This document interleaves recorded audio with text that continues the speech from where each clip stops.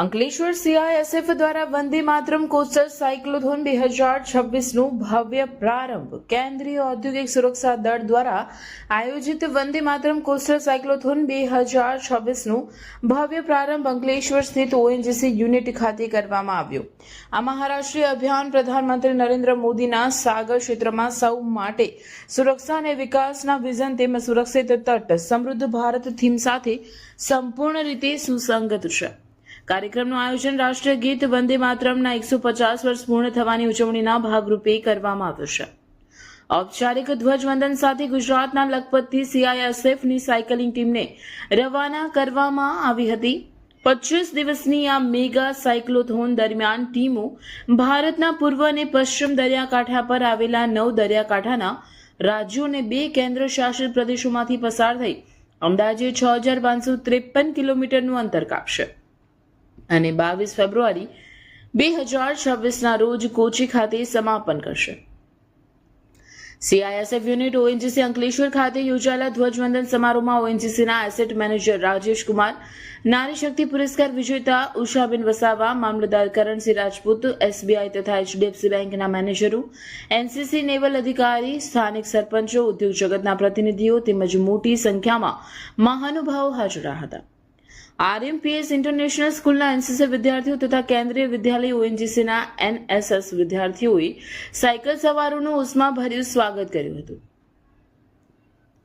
આ પ્રસંગે ભરૂચના સાયકલ સવાર જૂથ તથા શ્રીમતી શ્વેતા વ્યાસે પ્રતિકાત્મક સાયકલ રેલીમાં ભાગ લઈ રાષ્ટ્રીય એકતા અને સતર્કતાનો સંદેશ આપ્યો હતો.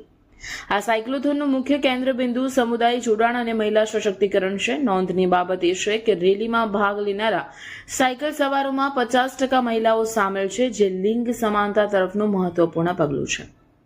પ્રવાસ દરમિયાન દહેજના લુવારા ગામમાં સમુદાય સંવાદ, વૃક્ષારોપણ, સ્વચ્છ ભારત અભિયાન, યુવા અને રમતગમત સંવાદ, ભરતી જાગૃતિ, ડ્રગ વિરોધી જાગૃતિ તેમજ સાંસ્કૃતિક કાર્યક્રમોનું આયોજન કરવામાં આવ્યું હતું.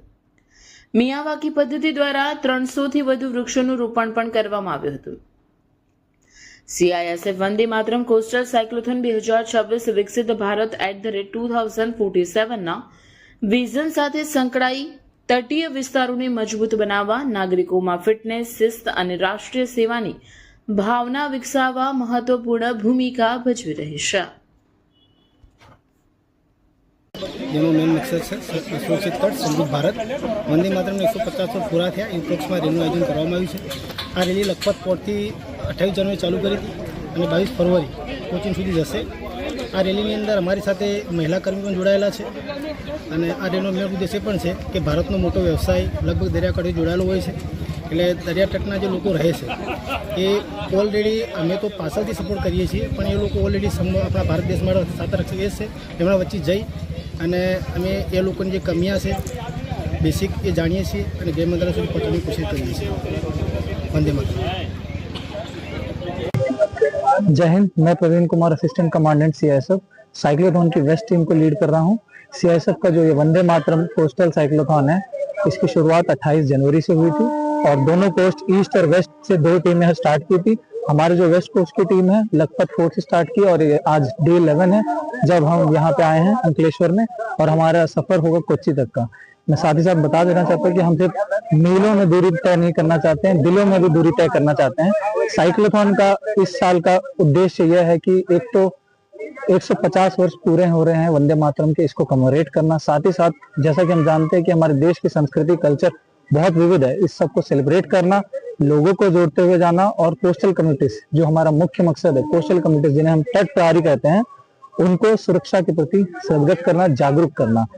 जैसा कि हम मानते हैं CISF में भी कि ये हमारे आंख और कान है.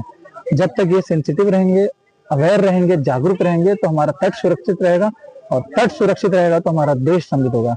हमारा नारा भी है सुरक्षित तट समृद्ध भारत. इसी नारे को साथ लेते हुए हमने अपनी जर्नी स्टार्ट की थी और यही नारा हम सबको बताते हुए जा रहे हैं. जय हिंद, जय भारत.